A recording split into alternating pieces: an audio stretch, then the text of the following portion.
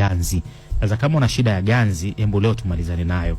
Kama una shida ya ganzi katika sehemu yoyote ile ya mwili wako, chukua karafuu punje kama 10 tu hivi.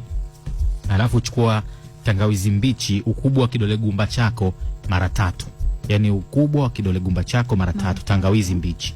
Alafu chukua kitunguu saumu punje 5. Alafu chukua ndimu au ndimu 3 au limao moja kama ni kubwa. Sasa hivi vitu tangawizi unaiosha vizuri, unaimenya. Kitunguu saumu unamenya, unaponda. Alafu yani hivi vyote unachukua karafuu, tangawizi baada ya kuwa umeshaviandaa.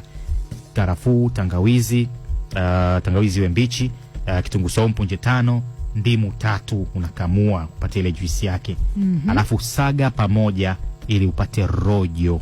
Ili rojo ili ambalo umelipata baada ya kusaga hivi vitu, weka katika friji, weka katika chombo, funika, afu katika friji. Asubuhi unachukua kijiko kimoja kikubwa cha hili rojo, unaweka katika kikombe cha maji ya moto, unakunywa asubuhi kabla hujala chochote. Sawa. Na usiku ushakula, ushamalizana na mambo yako yote, ule muda karibu unakwenda kulala, iwe kitu cha mwisho wewe kutumia. Hichi kijiko kimoja cha hili rojo, weka katika kikombe cha maji ya moto, kunywa kitu cha mwisho usiku. Asubuhi itakuwa ni kitu cha kwanza kabla hujala, lakini usiku itakuwa ni kitu cha mwisho kabla hujalala.